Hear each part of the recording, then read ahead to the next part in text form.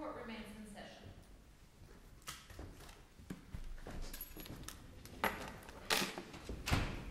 You may be seated.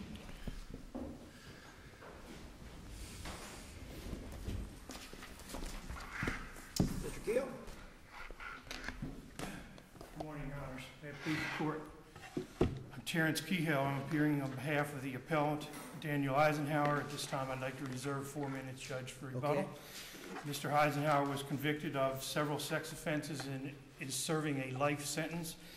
We contend he's entitled to a new trial for several reasons. The first one I will address is the third issue in the brief. It deals with the denial of the defense's motion for mistrial, which was based on the state's failure to present critical DNA evidence after it told the jury in opening statement that it was going to present that evidence. Two preliminary things before I get to the actual argument. On voir dire, the state questioned the prospective jurors a number of questions, advising them that the state had no burden to present or no duty to present DNA evidence, and could the jury, accept that, or would they have any problem with that? Second preliminary fact is, prior to the opening statements, the state brought up the fact that they were going to use a demonstrative aid. It has nothing to do with the actual issue in this case, but the trial judge warned the state that if there's something on that demonstrative aid that they didn't present evidence of at trial, that they would then be subject to a possible motion for mistrial. All right? So prior to the opening statement, even though it was on another factor, the judge had told them, if you don't do what you say you're going to do, that we could be in a mistrial situation. But here's the key. In this day and age, there's virtually nothing more important to the state and more devastating to a criminal defendant than DNA. What the state told the jury in opening statement was that they were going to get evidence of a pair of underwear of the child. The complaining witness, who was actually the child who was, there are two children, 5 counts against one girl and 5 counts against the other. The older girl, the defendant was on trial for those 5 counts. And they were separated. Right. The other girl's trial, well, first of all, that one had been mistried before, but she was a collateral act evidence witness in this trial. But her 5 counts were not at issue in this case. And I didn't check to see a record. Has the second trial taken place on the other girl? Or do we have an appeal on it as well? I don't really know. No, there's no appeal on that second girl. Okay. I mean, what happened is he's convicted these 5, they not processed those 5. They just haven't. Okay. Okay. Can I just sort of ask sort of an intuitive type question? If the state stands up in opening argument and says, we're going to bring forward DNA evidence, and they later don't bring forward the DNA evidence, isn't the state really, in the eyes of the jury, look like, hey, you promised us something you couldn't deliver on? I mean, isn't the state more harmed by that than the defendant harmed by that? Because the fact of the matter is they couldn't bring it forward, which almost, in the minds of the jury, says there wasn't any. I understand that. The defense attorney can argue that, look, they said something in opening and they didn't follow through and whatever. But if the jury thinks that the rest of what they brought in was enough, then they can still convict in that situation. And more importantly here, Judge, and in the cases, 3 of which are from this court, one of which Judge LaRose wrote in 2006, the Hayes case, courts have said there's certain things that if you tell the jury in opening statement that there's non-record evidence that implicates the defendant in the crime and then don't bring it in, there's no way to wipe that out. Well, you got a curative here, and I don't recall there was any objection to the curative. The curative was just made, right? I'd say that again, Judge. I didn't. Well, you got an I'm sorry. Excuse me. It wasn't a curative. It was a cautionary instruction prior to the closing argument, where basically, the court is reminding everybody that what's said in opening argument is not evidence and shouldn't be considered as evidence. And I understand that. The problem is that in the cases that come from this court, and particularly the Hayes case, there was a curative instruction, okay? State's primary argument is the prosecutor said it in opening statement in good faith. That's not an issue. The issue is what was said. Does it impact, is it of such importance that it denies the defendant a fair trial because the jury hears non-record evidence, it's extremely prejudicial, it violates his ability to confront that evidence, cross-examine it, and get the jury to evaluate it under a proper standard. The problem here is when you say that we have underwear of the girl and we have DNA evidence, which is the defendant's saliva on that underwear, how can that not be critically prejudicial to the defense? The judge, when, there's 40 pages of arguing about this issue at trial, she points out to the state, DNA evidence, this is highly prejudicial evidence. Of course, later she denies the motion for mistrial by saying it's not prejudicial enough. And how much did the jury actually hear about the underwear during the trial? I was a little confused. What happened is the first child, the older child, she identified a picture, all right, of underwear as possibly being hers or her sister's, because sometimes they share underwear or whatever. But the bottom line, there's a photograph marked for identification to discuss. It's not entered into evidence. The underwear is not entered into evidence. None of the DNA experts' evidence is entered into evidence. The cuttings, there's cuttings of, that they take from the underwear, that's not entered into evidence. And the jury doesn't So the hear underwear is not entered into evidence, and the picture of the underwear is not entered into evidence. So mostly what the jury heard then was that the C child identifies a photograph of some underwear and says it could be mine or it could be my sister's in terms of who used it. Right.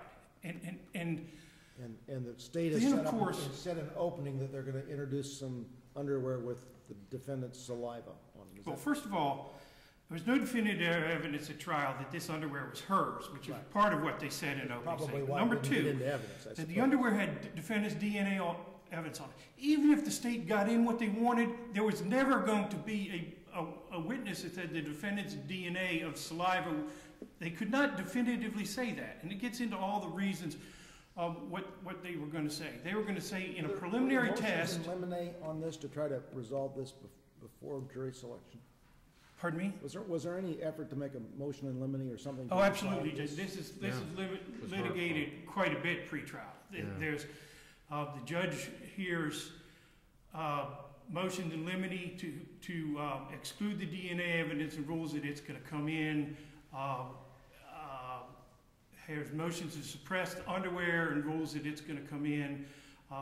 Virtually every single thing in this trial is litigated pre-trial. The trial judge changes her mind because she decides it's not relevant, apparently. Yes, the judge says, after she hears the two girls and the collateral act evidence and all that, and they get to the point where they're about to do DNA and all that kind of stuff, she says, you know what? I find that the underwear is irrelevant, okay, because there's no charge of oral sex, the defendant committing oral sex on the girl. Therefore, I'm going to find the underwear irrelevant. I find that, essentially, she says that what I was told at pretrial isn't what occurred at trial, okay? It was a different prosecutor and different stuff. And the primary focus of that pretrial was the second girl. But she said, the circumstances have changed. I changed my ruling. The underwear is not admissible. And because of that, you're not going to get into this other stuff, which is preliminary test that could have showed the existence of amylase, which is in a lot of bodily fluids. So it's nothing definitive about saliva. It's nothing that rises to the level that they can say is defendant's DNA. Even if they get, best case scenario, all that in, what the state wanted was that there was some evidence that it could be the defendant's saliva, and therefore they wanted to run with that and say, well, we got some evidence of defendant's saliva on some underwear, and therefore, that's right. Important evidence. I mean, DNA evidence. The cases that have overturned verdicts because the state did not prove what it said in opening statement at trial are cases like the defendant's statement, okay? All right, defendant's admission to either a co-defendant or one of them is an inmate in the jail, one of them is to a police officer. The inmate doesn't testify to that. Second case, the police officer doesn't come in and testify to the admission. And they say, you know what? That's critical evidence. The jury heard the defendant admitted it. How can they wipe that out of their mind? He gets a new trial. All right, DNA is almost, it's a scientific admission, kind of. And there may be explanations for why defendant's DNA can be on girls' underwear when it's little girls' underwear in his house and all that. But it's deadly evidences to the defense. The other ones are where the first one was that passenger car said the defendant had drugs in his groin, and of course nobody testifies that at a trial.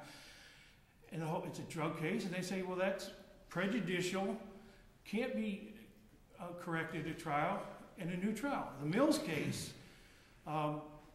which was one of mine from 10 years ago, a co-defendant, in opening, they listed all this stuff that the co-defendant was going to come in and testify about in Mr. Mills's case, and of course she takes a fifth and doesn't testify, and so the court said, you know what?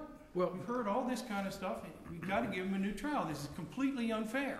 But your client requested for a curative instruction, and it was given.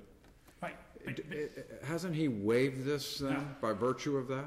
It wasn't his first choice. She said, he asked for mistrial 3 times, okay? She asked, well, is there an alternative? And he said, well, a curative, but he objected to the curative that was given at trial, okay?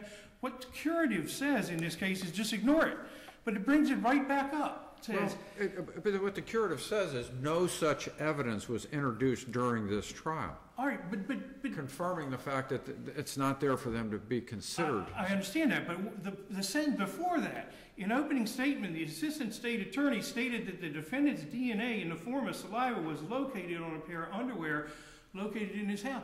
That reinforces every bad thing from the opening statement. The next sentence says you didn't get any of that evidence. But it doesn't. But that's not what the case law says. None of these cases did the jury get the evidence.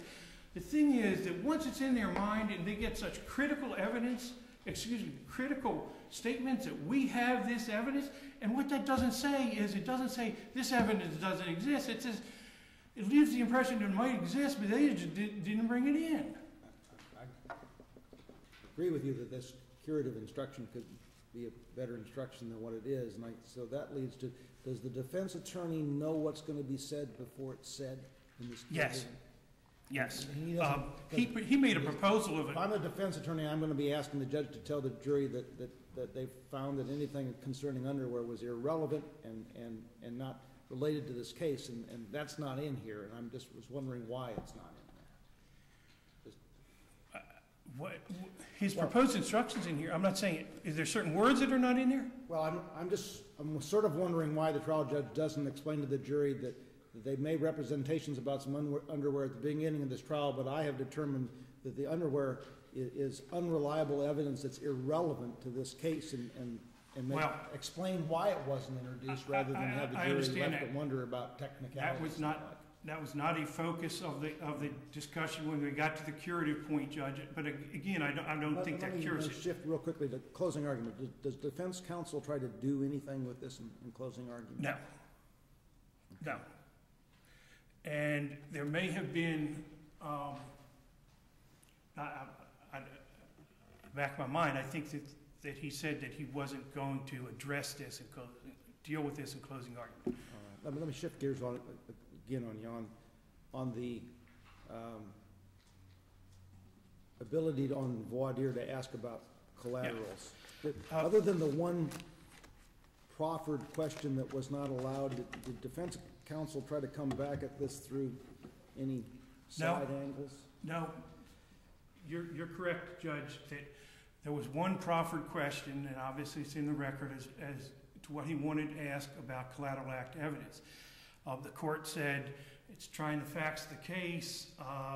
Essentially, it's kind of convoluted, I'm not sure, but I interpret it to mean because the state wouldn't have the ability to rehabilitate somebody who answered that in some way, that I'm not going to let you bring it up now, okay?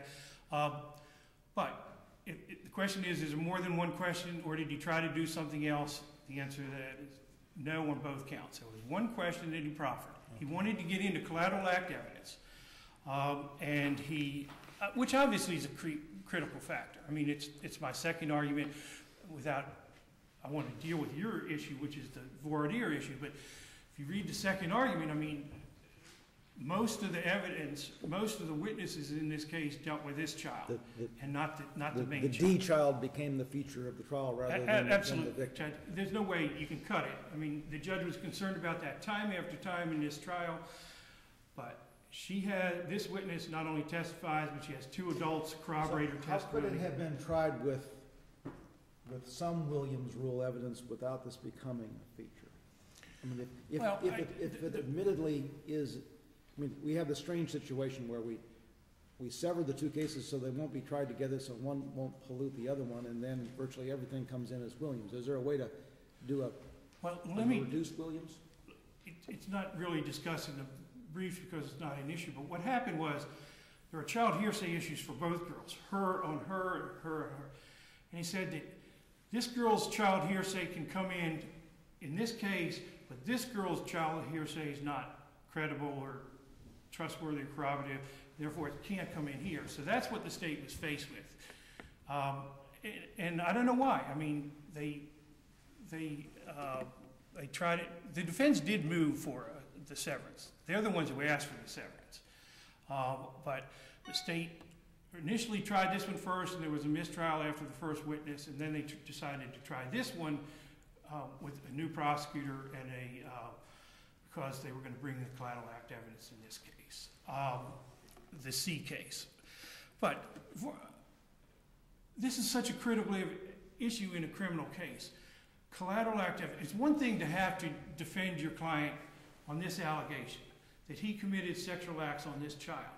But then for the jury to hear in the middle of trial that, you know what, we're really got him committing these acts, and in this case, all kinds of witnesses that are going to come in and say he committed these acts on the sister. The defense needs to be able to question the jury about that. It's no different from any other critical fact in the case, whether it's guns or race or defendant's a convicted felon or any other factual matter in a case.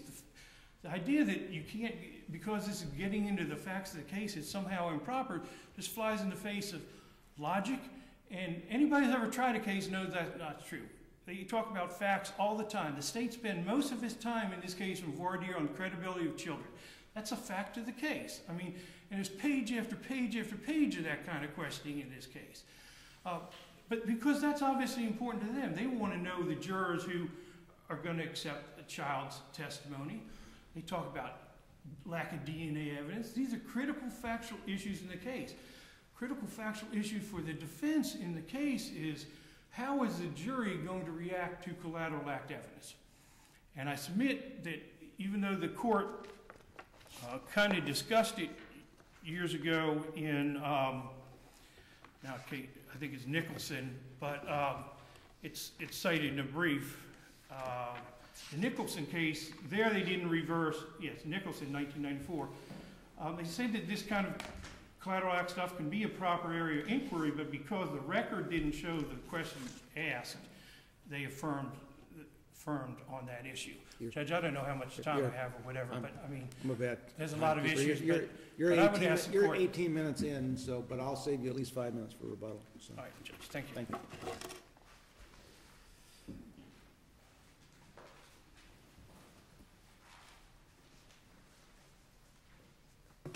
May it please the court, my name is Jillian Latham and I represent the state of Florida. Can I ask you a question right off the bat? Yes. I don't mean to do that, but I'm just kind of curious. Jackson versus State, our case. It's been represented that we said in that case that we're required to reverse all convictions and remand for a new trial due to prejudicial error during the prosecutor's opening statement. Does that case really say that? No, that case dealt with during opening statements, the prosecution said they were going to introduce evidence of the defendant's confession, which in and of itself is highly prejudicial because it's conclusive evidence of the defendant's guilt.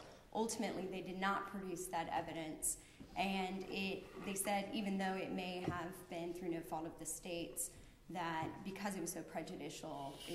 So I take it your position is Jackson versus State doesn't control our decision in this case? No, not in this case. Help us understand why. Okay, not in this case.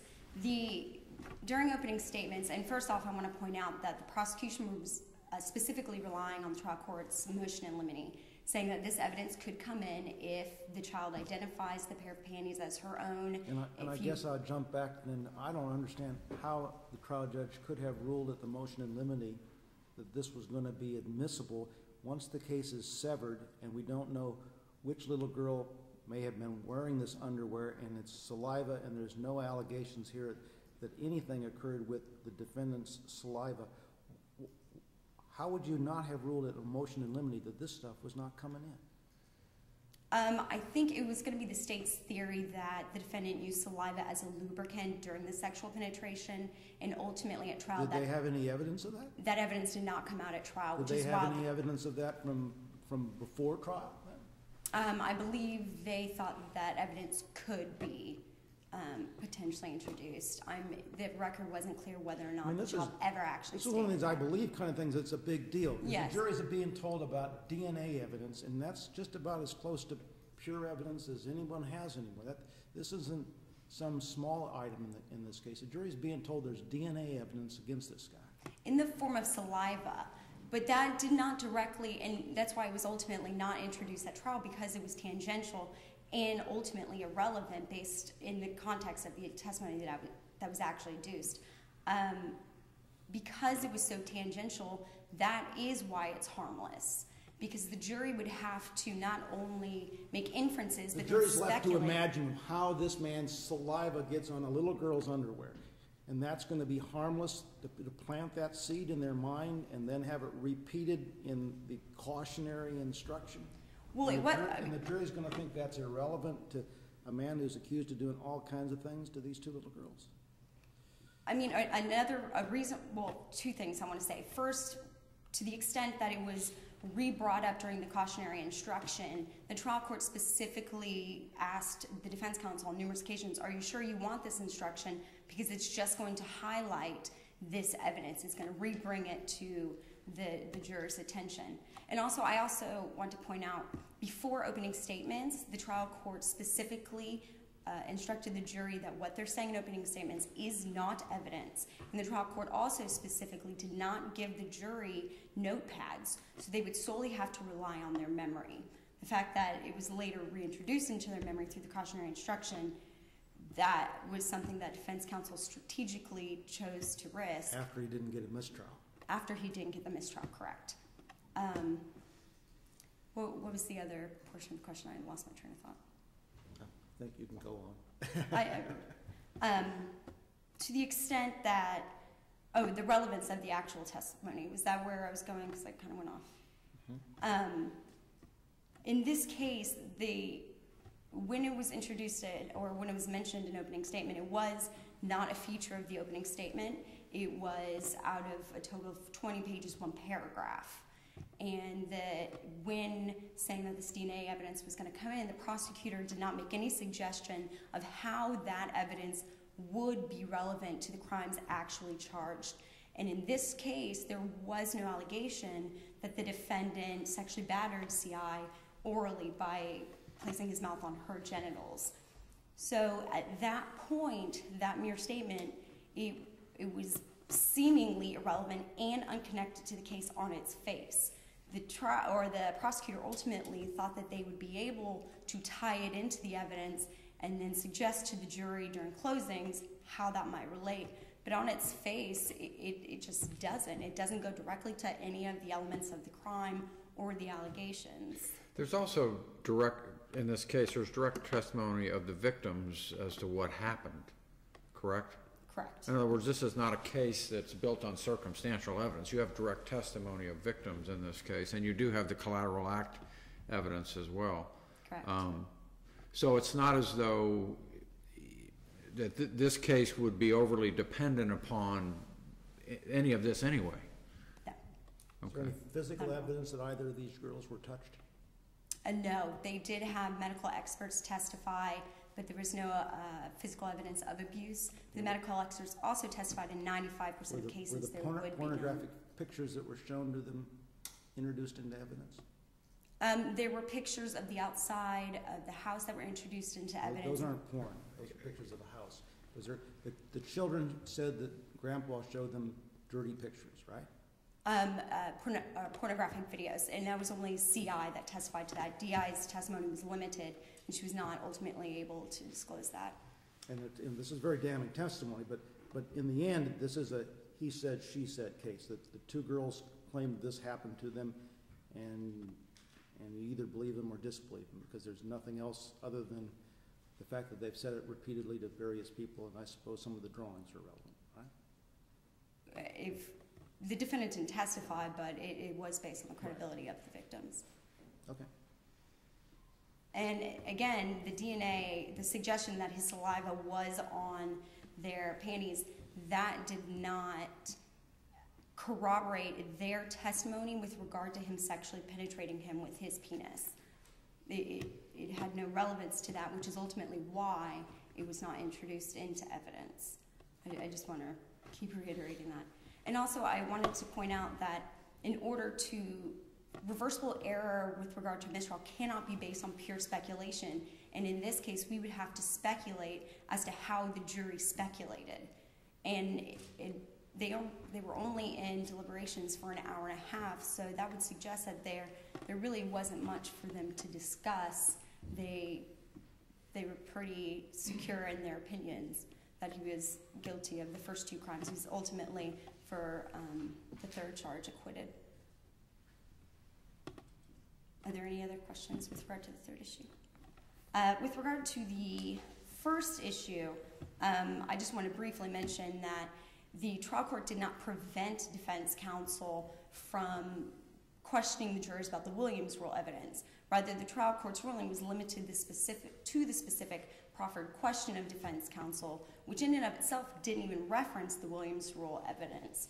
It did not, it was a question that went to the state of the anticipated evidence in the case, and then essentially asked for tacit commitment from the jury that based on that state of evidence, they would not convict. And that is pretty much the definition of an improper jury question. But you know, in voir dire, we go into the facts of the case all the time. You want to find out how a jury is going to be, if they're going to overemphasize facts, or if facts are similar to facts in their own lives and things like that. I really don't understand the ruling of the trial court that she's not going to allow the question because it goes to the facts of the case. Right. I don't think, with regard to the trial court's ruling, I don't think that it was right for the right reasons. I think that although she was concerned about getting into the state or the facts of the evidence, the fact that it mentioned that there would be a collateral witness in and of itself was not a hypothetical. The question itself talks about whether you would automatically do something, and it's not an accurate statement of what the law is going to be that's going to be read to the jury about Williams' rule. Right, not at all. It didn't even reference the fact that the witness would just be there to corroborate the victim. It just referenced two victims, two allegations. Would you automatically think that he was guilty? And that is going into how would you decide this case if this was the state of the evidence? Which you cannot ask a juror to, without hearing the testimony, pre-decide the case.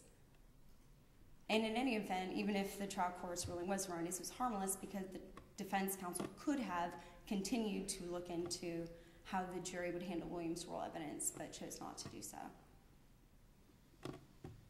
Finally, with regard to the second issue, whether or not the collateral act evidence became a feature of trial, I wanted to point out that the testimony with regard to DI, the collateral act evidence itself with regard to DI, was only 36 pages out of 459. That is when they actually discussed the collateral crimes. And how was it done? She took the stand. I know that. Correct. She took the stand. Christine Marinucci took the stand and described. And how old is she at that point? She's like 9 years old by the time she testifies? Correct. Christine Marinucci, who was the adult who DI originally told about the abuse, she also took the stand and described how the allegations came about, which was relevant not only for its corroboration, but also to show how the investigation got started. Because the defense's entire theory in this case was that Christine Marinucci and Liz Myers, who was the mother of D.I. Because D.I. is the first child, the Marinucci woman Correct. only became aware of D.I., not C.I.? Correct, Is that how this correct. happened? So that the defense's theory in this case was that Liz Myers, the mother of D.I., and Christine Marinucci orchestrated this entire ordeal to lodge false claims against the defendant so that Liz Myers could regain custody of D.I. So did Marinucci know anything relevant about C.I.? During the initial part of the investigation, no. She was able to say that she had taken her to get to the investigation or to the CPT. She was interviewed. She was part of that process. But she wasn't allowed to testify about statements made and things like that? Correct. A lot of the statements of CI that were not in-court statements were excluded from evidence based on child hearsay grounds. And once the case is severed, I'm not quite sure I understand why the initial reporting is relevant to anybody's case. Why couldn't you just start off, lots of things in these cases just get reported and you start with the evidence? Well, the state was trying to show that these were not false claims because the defense's theory in this case was that Liz Myers and Christine, I'll call her Christine M, orchestrated all of this. And so they manipulated D.I. into making these claims. Because D.I. made these claims, C.I. was ultimately taken from the home as well. And then the defense's theory was that because D.I. had grown up impoverished and then was sent to a foster home where she lived on a farm and there were horses, she then jumped on the bandwagon and started making false allegations of her own because she thought that it would be to her benefit, she would be able to stay on the farm. And so the state was trying to show that, no, this is how these allegations came to light. They were consistent throughout. Although C.I. did originally deny that the abuse occurred, she later, at trial, she explained why she didn't do so. So were both of these children in foster care? Yes. C.I. was always... Before they made these allegations, that they were in foster care? For a bit. Before the allegations came about, or immediately preceding, about the year and a half preceding, they were living with the defendant. And I also wanted to point out that with regard to whether it became a feature of the trial, in the closing arguments, the state let me backtrack. Before each collateral witness, the jury was instructed on the Williams rule evidence, specifically before each one. And in closing, with regard to closing arguments, the prosecutor specifically argued to the jury that this evidence is relevant for two reasons, or DI's evidence. One, to corroborate CI's testimony, and two, so that you can evaluate whether Liz Myers and Christine orchestrated this entire ordeal. The prosecutor did not overly focus on DI's details. The details of DI's allegations were discussed on about 2.25 pages out of 20 pages of closing argument. The rest of it was focused on the credibility of CI herself.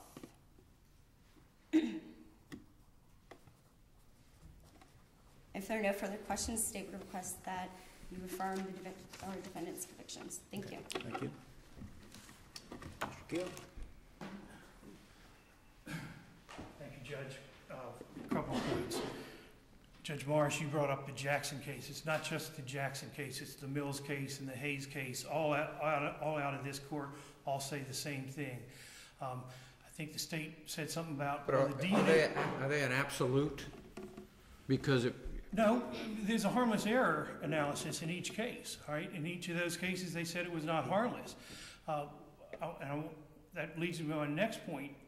But the states argued that this DNA wasn't a feature in the opening statement. I mean, this is a bomb. Okay, the jury here, every jury, they want to know about DNA evidence. Okay, when they're questioning in jury selection about DNA evidence, they're interested in that. They want to hear it. So when they say that there's DNA evidence of the defendant on the girl's underwear, it may not take up the most part of the opening statement, but it is the biggest fact that they now know out of opening statement. Harmless error because Going to some of my questions, there's no point on appeal that the trial court erred on the ruling on the motion in limine. So No. if there's no error there, certainly the state in good faith can make these statements. At the beginning of the case. We're not claiming that the state made this in bad faith, Judge, or not in good faith, okay? And the cases talk about either they made it in good faith or the state didn't know that this witness wasn't going to show up or something like that. Obviously, if the state made something in bad faith, they'd be in a lot different issue or more prejudicial towards the defense. So we're not claiming that. But in none of the cases out of this court or the Maddox case out of the 3rd DCA, which says the same thing, is that an issue. They all say that it was either inadvertent or no fault of the state or something like that. But harmless here, okay, and one of you all brought it up, no physical evidence, okay, no evidence. The girl's testimony is that this adult male on a child of single-digit ages penetrated front and back, and there's no physical evidence from the CPT doctor of any damage to either girl. Hymens are intact and all that. So there's no physical evidence to corroborate this. But their testimony was remarkably detailed and sophisticated for their ages, at least according to what I read. Well, but the other fact is CI, the main girl, when the second girl, who was the first one to make the allegation, came forth, and they're both interviewed by the police and CPT, she denies it. She denies any... So she never did any of the drawings and things like that were all done by the younger? The younger. She just testified that he put his part in my front and rear pockets. How long was it until she changes her Months. story from the CP? It's not days or weeks, it's months. Okay. And there's 2 foster family switches. She doesn't like one, so she goes to one with the farm and the horses and all that, and she likes it and whatever. And she's now living with this Maria Nucci woman who has a swimming pool and can afford to buy her stuff. Her family is very dysfunctional, all right? The whole history's not set out, but one or two of the mother, DI's mother testifies in jail clothes, okay? So she's in state prison. We talk about the feature argument. Not only DI, but DI has the adult Mariucci, DI has the CPT interviewer, repeat in total detail all of those allegations. DI's mother, and then there's police and all other people. So it's clearly a feature of the case. Harmless error, it's no different from these other cases. There's credibility of the girls with no physical evidence to corroborate, and incredibly damning statement by the state in the opening statement. And with that, judges, I'd ask you all to reverse from your trial. Thank you very much. Well, last case is DOT versus Mid-Peninsula.